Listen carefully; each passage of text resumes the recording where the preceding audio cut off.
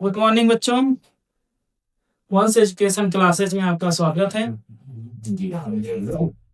आपको कल बताया गया था कि यूडीएम में संबंध, जो बस आपको एक मात्र बता ही दिया गया था कि यूडीएम में संबंध कैसे होता है। इसमें बहुत ज्यादा इसके बारे में बहुत ज्यादा नहीं आपको बताया गया, बस आपको वो करके दिखा दिया गया था वो कैसे होता है, बस समझना था उसको। आज देखिएगा, आज क्या करना है कि वही जो हमारा पता चीजें वही जो हमारा था कि अवतल दर्पण के लिए दर्पण के लिए वो एफ में संबंध ऐसा बोलेंगे यूडीएफ में संबंध। हमें ये बताना था कि अवतल दर्पण के लिए यूडीएफ में संबंध क्या होगा, या अवतल दर्पण पर यूडीएफ में क्या संबंध होगा, यह हमें आज बताना है। चलिए आप ये समझिएगा इसमें कि ध्यान से समझिएगा। हमें पढ़ना क्या है कि मैं कल ही बताया था कि हमें क्या करना है, अवतल दर्पण लेना है। क्या करना है, अवतल दर्पण लेना है। ये समझाया था अवतल दर्पण ये आपसे पहले बताया गया था। तो ये क्या ले बताइए, अवतल दर्पण ये क्या ले लिया जाए, अवतल दर्पण सर क्या ले लिया जाए, एक अवतल दर्पण ले लिया। क्लियर। अब बताया गया है कि अगर अवतल दर्पण है तो इसका क्या निकाल दिया सर, मुख्य अक्ष निकाला जाए। देखिए ध्यान दीजिएगा, मुख्य अक्ष क्या निकाल दें, क्लियर। यह क्या हो गया, हमारा मुख्य अक्ष हो गया। यह क्या है, मुख्य अक्ष। अब पहला जिसका ये पॉइंट जो है, ये पॉइंट क्या है, ये पॉइंट से देंगे कि सर ये क्या है, ध्रुव है। या क्या है, दर्पण का ध्रुव। या दर्पण का क्या है, ध्रुव। मान ले कि यह दर्पण का क्या होगा, ध्रुव। यह दर्पण का क्या होगा, ध्रुव होगा। अब देखिएगा, फिर आगे बताया है कि इस पॉइंट को क्या माने, दर्पण का मुख्य फोकस।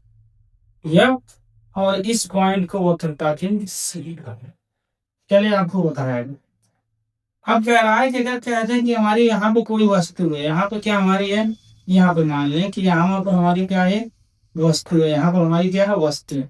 क्या वस्तु है, ए और बी। मतलब मान लें हमारे पास एक वस्तु क्या है, ए और बी।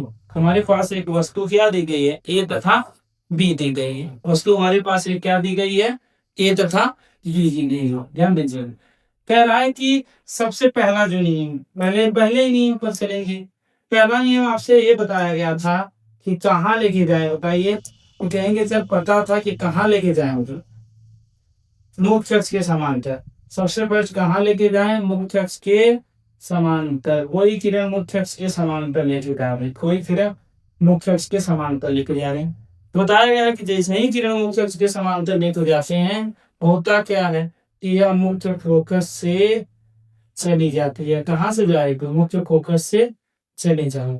मतलब मुख्य अक्ष के समांतर ले जाएंगे तो कहाँ से जाएगी, मुख्य फोकस से जाएगी। कहाँ से जाएगी, मुख्य फोकस से जाएगी। ऐसा करिए कि इसको थोड़ा सा वो कर,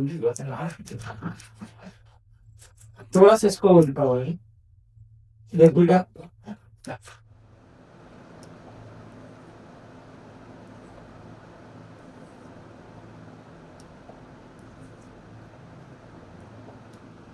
पहले सबसे पहले मान ली कि वस्तु हमारी कहाँ तक है, यहाँ वस्तु हमारी कहाँ तक है, यहाँ तक। वस्तु कहाँ तक है, मान ले यहाँ पर ए है और यहाँ पर क्या है, बी। ठीक है, वस्तु हमारी कहाँ तक है, यहाँ तक वस्तु मार्ग। अब कह रहा है कि नियम वही कि कहाँ चलेंगे, पहले मुख्य अक्ष के समांतर। क्या चलेंगे, तो मुख्य अक्ष के समांतर। ध्यान दीजिएगा, मुख्य अक्ष के समांतर लेके जा रहे हैं कुछ यहाँ पर भी। और बताया गया जैसे ही मुख्य अक्ष के समांतर होता है, कहाँ से चला जाता है, मुख्य फोकस से। कहाँ से चला जाएगा, मुख्य फोकस से। मुख्य अक्ष के समांतर होने पर किरण कहाँ चली जाएगी, मुख्य फोकस पर। क्लियर हो गया, क्योंकि आपसे बताया गया है कि कोई भी किरण अगर मुख्य अक्ष के समांतर है तो वह परावर्तित होने के बाद कहाँ जाती है, मुख्य फोकस से चली जाती है। अब दूसरा कहना, दूसरा क्या ले लें, दूसरा हम क्या ले लें बताइए, तो कहेंगे सर दूसरा हमें ले लें, ध्यान दीजिए, कहेंगे सर दूसरा हम ले ले वक्रता केंद्र से, कहाँ से ले, वक्रता केंद्र से, कहाँ से ले जाए, वक्रता केंद्र से, कहाँ से लेते जाए, वक्रता केंद्र से, क्लियर, वक्रता केंद्र से। तो बता रहा है कि यह जो दोनों बिंदु है, या जो दोनों बिंदु या फिर दोनों किरणें जिस बिंदु पर मिल रही हैं उसे ही तो प्रज्वलन कहते हैं। तो ध्यान दीजिएगा, ये हमारी क्या हो गई, मुख्य अक्ष से नीचे की साइड इधर क्या हो गई हमारी, बताइए, मुख्य अक्ष से नीचे की साइड क्या हो गई, पृथ्वी, मुख्य अक्ष से नीचे की साइड है हमारी क्या हो गई, पृथ्वी, मतलब ए डैश बी डैश, ये हमारी क्या हो गई, क्लियर। अब बता रहा है कि मान लें कि माना एक यम1 और एक यम, मतलब यम1 यम2 क्या है, क्लियर हो जाएगा।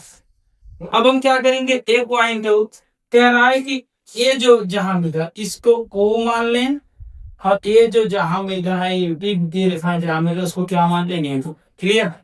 अब कह रहा है कि यम से सीधे सीधे निकाल देता, यम से सीधा निकाल दें तो यही पॉइंट निकलेंगे सीधा। अब कह रहा है कि यहाँ पर यम, यहाँ पर यम, मतलब एक जगह पर यम,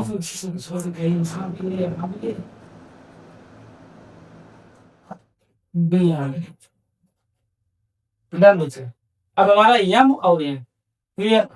अब इसको लिखेंगे, लिखेंगे क्या, तो देखिए स्टेटमेंट लिखेंगे, क्या कहेंगे हम कि माना, तेरा नीचे कहेंगे कि माना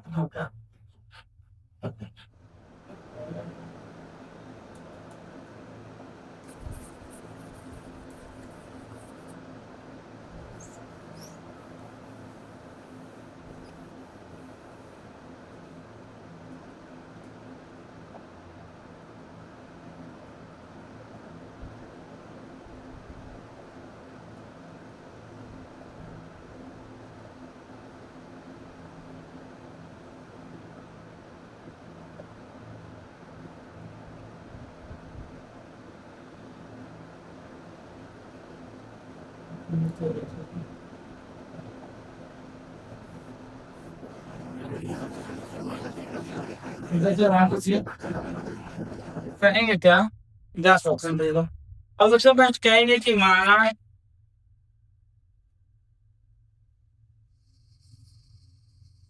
दूसरा माना यम1 यम2 एक अवतल क्योंकि माना यम1 यम2 ये क्या है, अवतल दर्पण, क्या जाएगा, माना यम1 यम2 क्या है, एक अवतल दर्पण, मानेंगे माना यम1 यम2 एक अवतल दर्पण है। अब अगली बात हो गई, ये देखने हो गया कि माना यम1 यम2 एक अवतल दर्पण है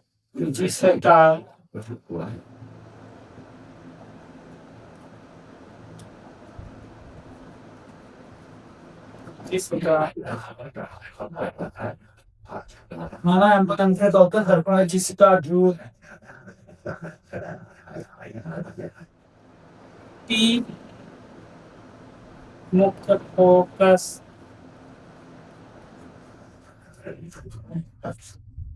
यफ, मुख्य फोकस यफ तथा वक्रता केंद्र सी, क्लियर है, केंद्र तथा वक्रता केंद्र सी। अब आगे आपसे बताएगा, इतना तो क्लियर हो गया। अब आगे अब आगे कहेंगे कि क्या इसमें ए बी की एक वस्तु है जिसकी एक किरण बीएम परावर्तित होने के बाद किस बिंदु पर मुख्य फोकस से जाती है, तो कहेंगे कि ए बी वस्तु की, ए बी वस्तु की, ए बी वस्तु की एक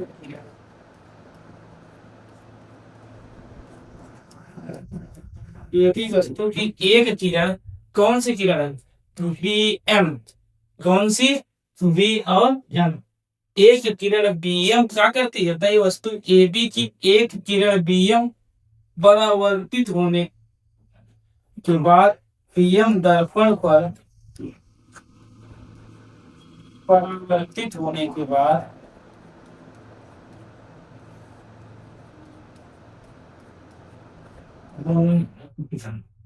के बाद परावर्तित होने के बाद मुख्य फोकस से ध्यान दीजिए, दर्पण के समान के भी वस्तु की एक किरण पीएम दर्पण पर मुख्य अक्ष के समांतर परावर्तित होने के बाद, ये ऐसे जानते रहिए मुख्य अक्ष के समांतर है, परावर्तित होने की बात कहां से मिलती है, मुख्य फोकस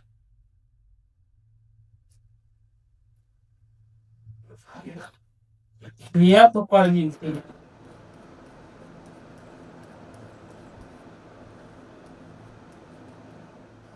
मुख्य फोकस या पर मिलती है। क्लियर, इतना तो हो गया। अब आगे बढ़ें, आगे के लिए देखिए ध्यान दीजिए क्या करेंगे, बहुत सीधी सी बात, इतना तो हो गया कि एक किरण बीएम जो है दर्पण पर परावर्तित होने के बाद मुख्य फोकस से मिलेंगे या मुख्य फोकस पर मिलती है। अगला कहेंगे कि तथा वस्तु से दूसरी किरण वक्रता केंद्र से होकर पुनः अपने माध्यम में लौट जाती है। सबसे पहले तथा वस्तु से, तथा वस्तु से दूसरी किरण, दूसरी किरण तथा वस्तु से दूसरी किरण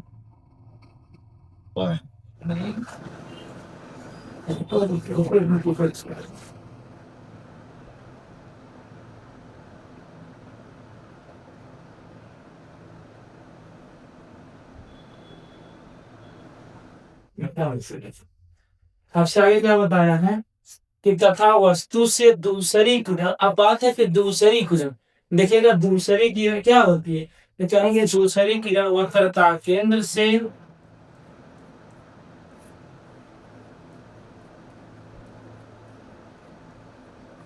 वक्र तथा वस्तु से दूसरी किरण वक्रता केंद्र से दर्पण पर, वक्रता केंद्र से होकर दर्पण पर परावर्तित होने के बाद,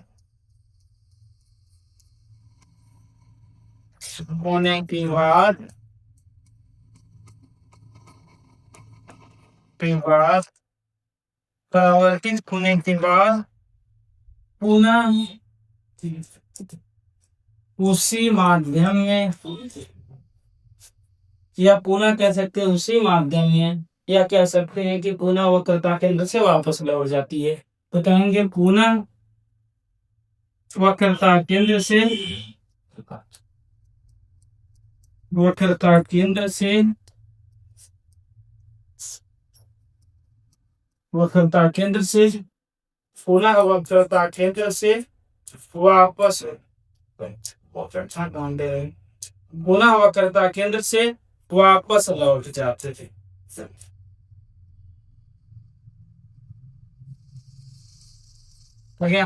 आगे लिखेंगे अतः दोनों किरणें, लिखेंगे अतः दोनों किरणें, अतः दोनों किरणें परावर्तित होने के बाद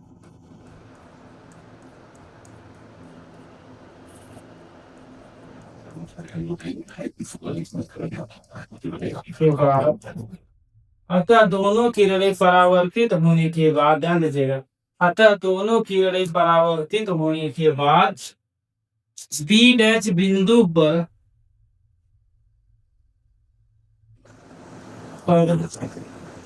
प्रतिबिंब बनाती है।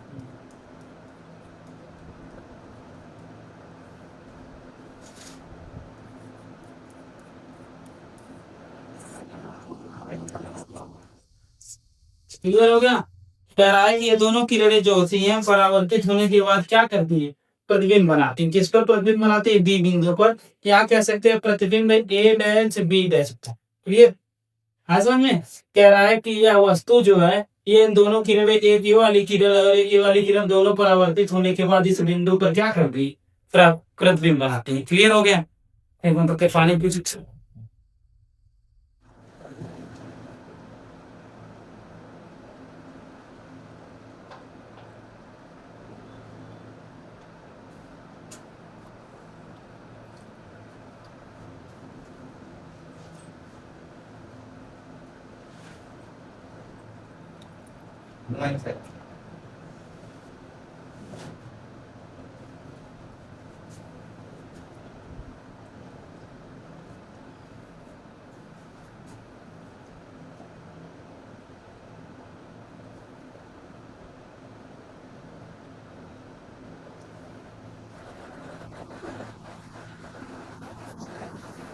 छात्र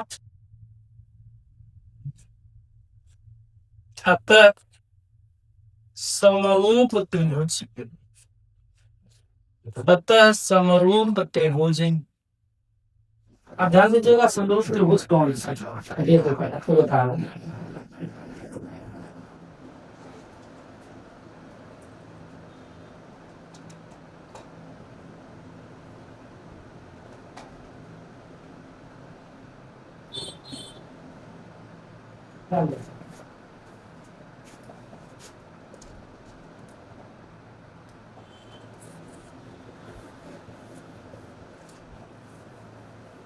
पता करेंगे अतः समरूप त्रिभुज, देख लीजिए समरूप त्रिभुज कौन सा है, इसी में ध्यान दीजिए। अब कह रहा अतः समरूप त्रिभुज नंबर 1 वाला और नंबर 2 वाला, पहले इस तो अतः समरूप त्रिभुज क्या है, बी ए सी, बी बी ए सी तथा त्रिभुज क्या इधर ए डैश बी डैश सी, ए dash B dash C. Clear. तो आपसे बताया गया समरूप त्रिभुज में, कल भी समरूप त्रिभुज में बताए थे कि समरूप त्रिभुज में होता क्या है कि जो भुजाओं का अनुपात होता है एक दूसरे के बराबर होता है। तो यही बताया गया है कि भुजाओं का जो अनुपात होता है एक दूसरे के बराबर होता है। आपसे बताया गया कि भुजाओं का अनुपात जो होता है एक दूसरे के बराबर होता है। भाई अगर भुजाओं का अनुपात एक दूसरे के बराबर होगा तो हम करेंगे क्या, ध्यान दीजिएगा, हम लिखेंगे कि ए बी, क्या लिखेंगे, कहेंगे सर लिखेंगे ए बी बटे A dash B dash, A B बटे ए डैश बी डैश। कल के वीडियो में आपको बताया गया पूरा बहुत बढ़िया से। ए बी बटे ए डैश बी डैश बराबर यहां से यहां तक दूरी, मतलब ए सी बटे ए डैश सी। इसे आप समीकरण क्या मान लीजिए, इसे इक्वेशन क्या मान लें, एक लिखते हैं। इसको क्या करें, इक्वेशन एक मान लें। इसको क्या करें, इक्वेशन एक मान लिया जाए। इसको क्या किया जाए, इक्वेशन एक मान लिया जाए। अब आगे ध्यान दीजिएगा कि दूसरा समीकरण क्या होगा। अब मैं बताया कि इसको हम 3 मान लें और इसको क्या मान लें, 4 मान लें। तो अब देखिए इसको 3 और इसको 4 मान रहे हैं तब क्या होगा, देखिएगा।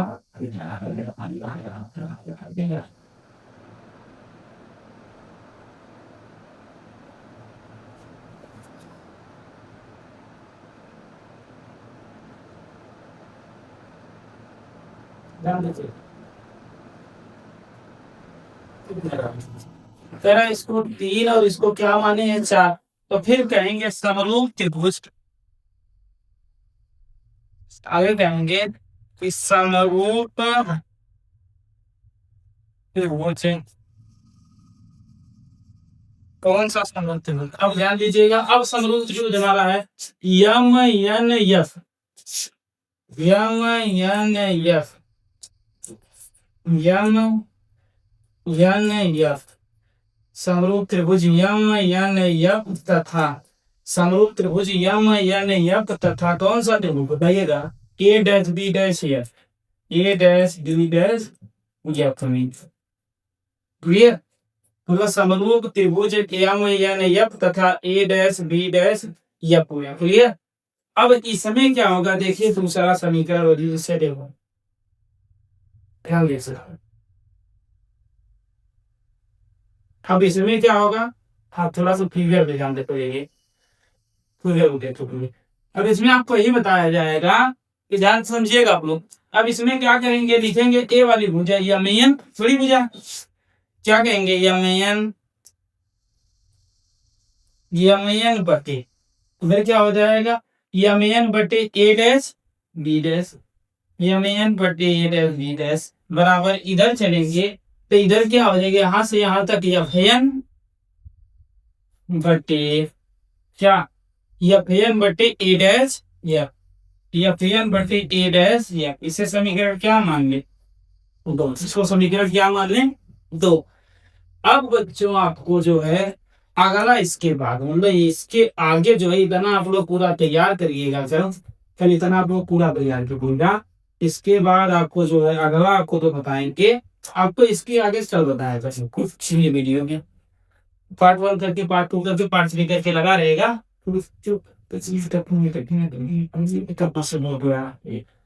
ए डैश बी डैश और यहाँ पे क्या था ए सी बटे ए डैश, ए सी बटे क्या था ए डैश ए डैश। इसके बाद आपको क्या किया जाएगा कि यहाँ से आपको पार्ट नंबर तीसरा बताया तीसरे में आप तीसरा वीडियो देखे उसमें आपको आज के लिए धन्यवाद। तो बने रहिए वीडियो पर, अब पूरा सब कुछ देखा करिए इसमें।